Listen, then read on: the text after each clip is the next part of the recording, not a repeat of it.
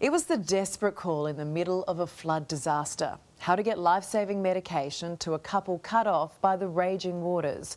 With no helicopter available and conditions too dangerous for a boat, emergency crews called in their newest recruit. That's where we thought, we've trained for this, we know this is something that we were planning to do, that we would need to do one day, so let's use a drone.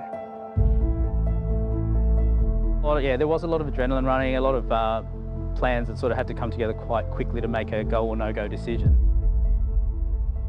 Isolated and surrounded by floodwater and in desperate need of medical supplies. Well, we had a call come in for an urgent medical resupply. There were 2 patients who were cut off by floodwaters who needed leukemia medication. Last month, on the mid-north coast of New South Wales, with no choppers available and conditions too bad for a boat, the SES called in its latest recruit, a high-tech drone, and Gabe Mihalis was behind the controls. Definitely gives you a buffer of safety where people don't actually have to put themselves on the line as much. For the first time in Australian history, the drone was used to get vital medication across the swollen river. Packaged up and hanging below the drone, Gabe used infrared cameras to guide the precious parcel to a nurse isolated on the other side. What was it like when you made that drop from the drone?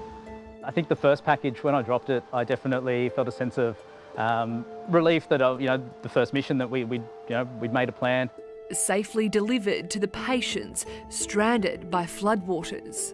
And being able to see them actually pick it up and go back to their vehicle was definitely a heartwarming moment, but also, just relief that it was, definitely coming off as planned and that we were going to then carry out the second one exactly the same way. The first delivery of its kind in an emergency, but it sure won't be the last. Chief Remote Pilot for the SES, Ewan McKenzie.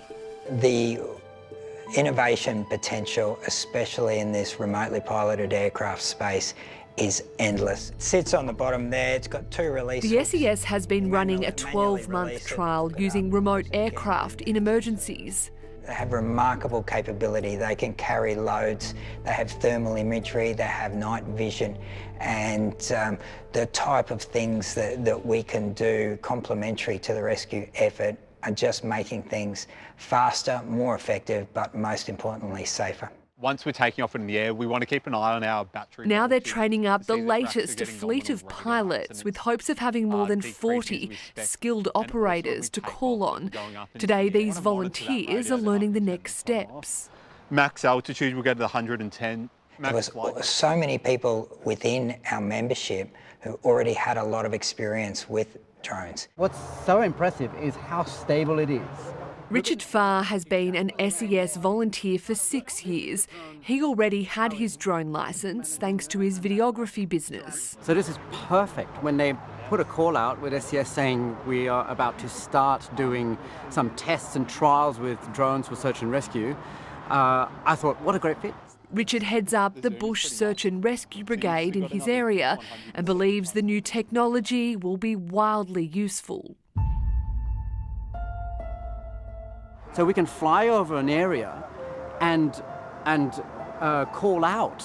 So for search and rescue, for instance, in a bush area, we could fly a drone over and say, if you can hear us, do this, do that.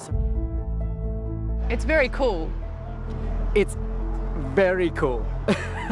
Yes.